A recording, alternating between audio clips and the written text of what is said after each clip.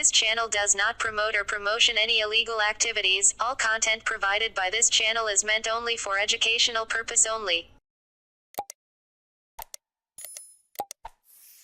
Welcome to the Crime Stories. It was supposed to be a perfect family vacation, a warm evening in Praia da Luz, Portugal, a peaceful resort, a quiet apartment. But on the night of May 3, 2007, something happened that would haunt the world for years. 3-year-old Madeleine McCann vanished without a trace. No forced entry. No clear evidence, no witnesses. Decades later, we're still asking, what really happened to Madeleine McCann? The night she disappeared, Kate and Jerry McCann were on vacation with their 3 children and a group of friends. That night, at 8:30 p.m., they tucked Madeleine and her 2-year-old twin siblings into bed and went to dinner at a restaurant just 150 feet away. They took turns checking on the kids. Everything seemed fine until 10 p.m. Kate McCann went to check. The window was open. The shutters were raised. Madeleine was gone. The investigation begins. Panic set in. The McCanns, their friends, hotel staff, everyone searched. But by the time police arrived, golden hours had been lost. The apartment wasn't sealed off. Potential evidence was contaminated. And worst of all, authorities assumed Madeleine had simply wandered off. But as the hours passed, that theory collapsed. This wasn't just a missing child. This was an abduction. Before stepping forward, must subscribe this channel and don't forget to like, comment, and must hit the bell icon.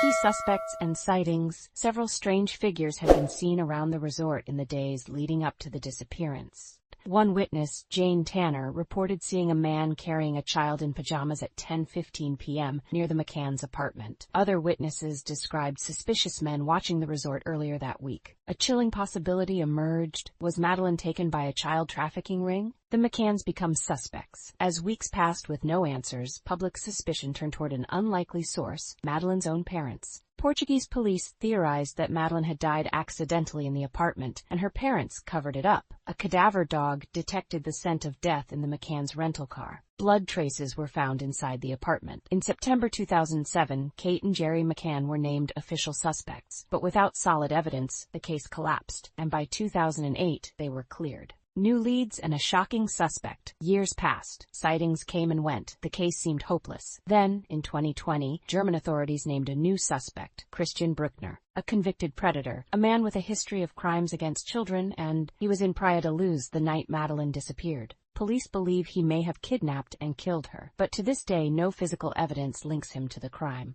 Final theories and unanswered questions. So what really happened to Madeleine McCann? Did she fall victim to a trafficker? Was she taken by someone who had been watching her? Or is she still out there, waiting to be found? After nearly 2 decades, one thing remains certain: Madeleine McCann is still missing, and the world is still searching for answers. Closing thoughts. The disappearance of Madeleine McCann is one of the most mysterious and heartbreaking cases of our time. Millions still wonder, will we ever know the truth? And more importantly, is Madeleine McCann still out there? For more shocking crime stories, must subscribe this channel.